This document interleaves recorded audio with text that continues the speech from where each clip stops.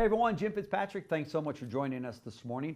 Burnout affects people at every level in organizations, big and small. Today we're turning our focus to the leaders and managers of those organizations. So Daisy Auger-Domínguez, a seasoned executive with years of experience leading global human capital practices at companies like Google, Disney, Vice Media, and recently released her new book titled Burnout to Lit Up, which I love, a great title. How to Reignite the Joy of Leading People. So Daisy joins us now to share a few strategies from the book to help leaders overcome burnout. You are talking to a guy that is a leader of our company and burned out. So this is perfect timing. So thank you so much, Daisy, for joining us on the show. So let's kind of start in the beginning here. What inspired you to write a book like this?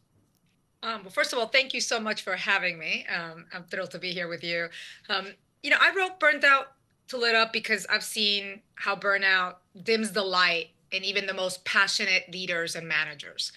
Those who wake up every day determined to make a difference, to do something great, but only find themselves crushed by the weight of everything, all of the changes that we've been facing in the last couple of years, the relentless demands, the never-ending pressures. Yeah. And I know that feeling intimately. I've been, like you, deeply, deeply burnt out. I have, as a chief people officer at a global media company, navigated the chaos of a global pandemic, a financial crisis, the operational tensions that come from it, the social upheavals that we've all been trying to navigate through, and all the while trying to keep myself and my team afloat. And so I wanted to speak directly to the people that are often caught in the crossfire between those high expectations and the real messy human experiences of work. That's right. That's right. And so often for leaders, they're obviously leading teams and they're leading organizations, and everybody's looking at that leader, at that manager, right, to kind of lead the way, not just in the course of the business, but also in their overall mood and their attitude and their approach towards the task at hand, right? And if that manager is showing burnout, it's going to kind of trickle down on the rest of the team, right? Yeah, absolutely. Your demeanor, how you show up, makes such an impact. Yeah. We have such an outsized impact on the experience of our teams Yeah. day in and day out. And we can't keep our teams grounded and focused on how to problem solve, how to make decisions, how to create to the best of ability if we're not grounded ourselves and if we're not centered ourselves. That's right. That's right. So let's kind of start here in the beginning here. How do you define burnout?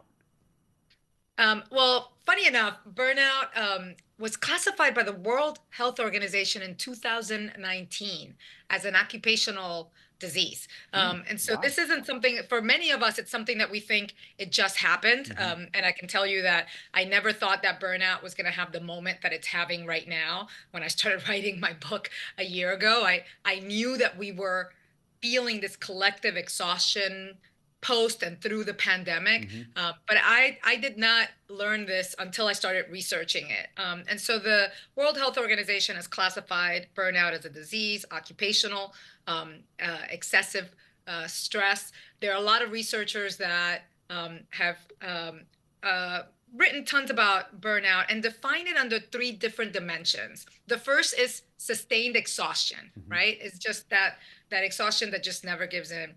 The second is cynicism, that sense that, right, you just wake up and anything that comes your way, you're just like, whatever, I've seen this movie play out before. I don't want to talk about it. People who are deserving of your empathy and your care, you're just like, I don't have anything for you, right? Like that kind of level Yeah. of cynicism. And the third is this sense of a loss of professional efficacy. That's that sense that I can't do anything right, right? Like every day I'm just barely trudging through the day, putting one foot in front of the other, Sure. barely getting there. But my favorite definition, perhaps the most painful definition, comes from Kate Donovan, who I interviewed for my book. And she's the host of the podcast Fried, the Burnout podcast. Okay. And she's a researcher in the space. And she defines burnout as the slow decline of normal functioning in every aspect of your life. due to chronic stress. Yeah.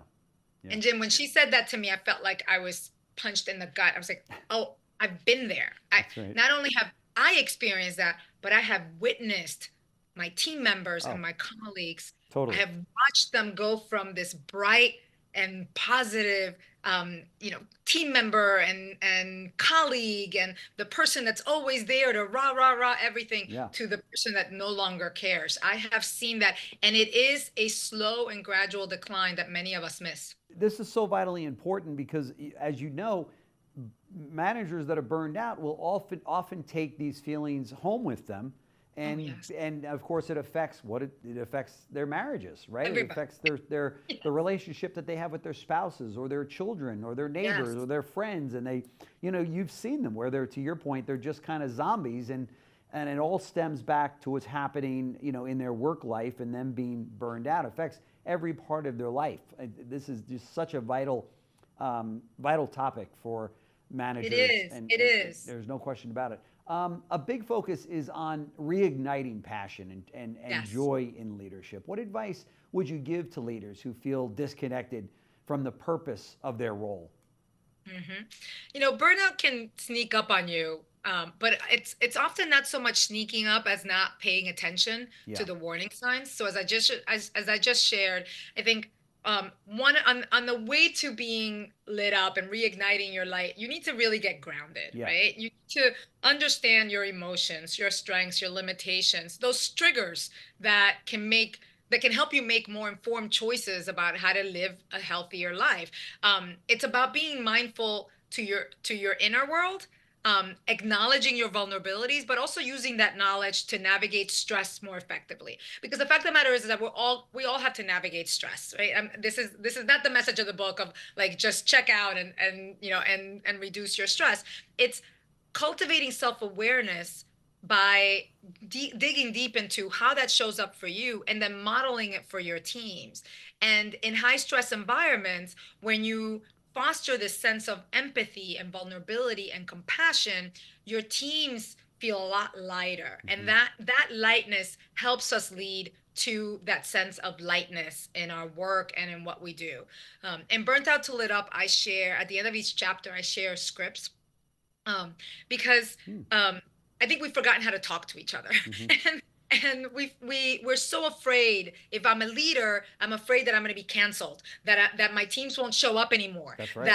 that they're going to give up and quit. By the way, they're going to quit regardless, whether whether you're talking to them or not. And then if you're an individual contributor or a junior team member, you're worried that what you say may get you fired, may get you on the next list to be laid off, or may So true. in an awful situation may have negative repercussions. And so I in those scripts I talk a lot about like the intentionality behind how we connect and engage with each other, Yeah, and how do we make sure that we create those spaces on both sides so that we can actually both talk to each other, not at each other, which is right. a lot of what's happening in workplaces right now, right?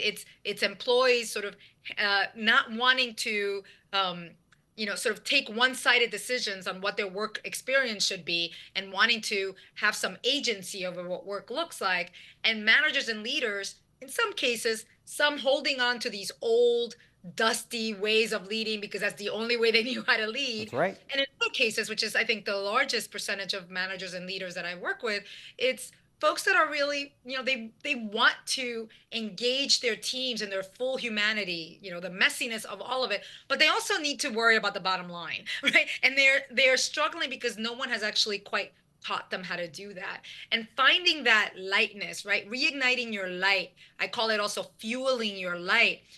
It's about finding new ways to push yourself and to reconnect with why you do what you do, where you do it, and with whom you do it, through practices of self awareness, of mindfulness, of grounding, of connection. We're so lonely, right? We have a loneliness epidemic in this country.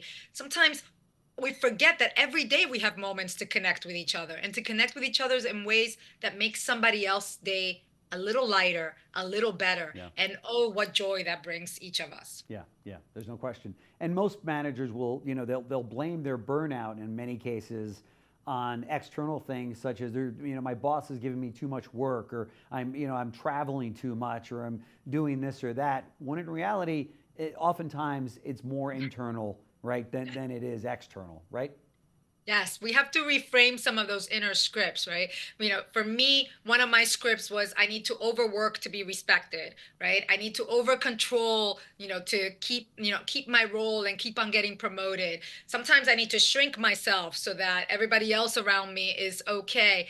And those scripts that we tell ourselves diminish our ability to really show up as our best selves. But the worst scripts that we tell ourselves are those where we undervalue, right, not only what we're feeling, but when we also sort of over catastrophize what is happening.